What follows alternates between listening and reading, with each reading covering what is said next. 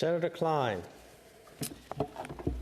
Minister, since 2012, we have seen consistent declines in Canada's world infrastructure rankings from 10th to 32nd. The good news is, as I understand it, Infrastructure Canada is already working on a major national infrastructure assessment and assessing infrastructure priorities.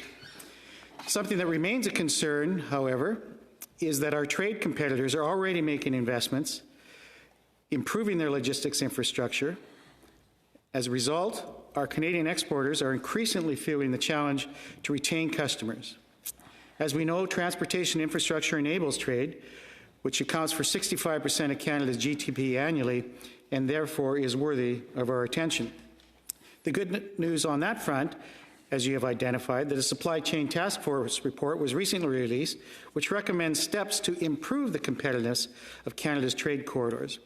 Minister, is there a plan to coordinate these two major federal infrastructure initiatives and formally engage the provinces, territories, and industry to participate in a national effort to improve our trade corridors? Minister Alghabra. Thank you, Senator. And the short answer, let me start with the short answer to your question is yes. And I'll expand on it. Senator, the issue of infrastructure deficit has been talked about in Canada as long as I've been involved in politics, and that's almost 16 years. Our government has made a historic investment in infrastructure for over $120 billion, and that includes $5 billion that is set aside particularly for National Trade Corridor.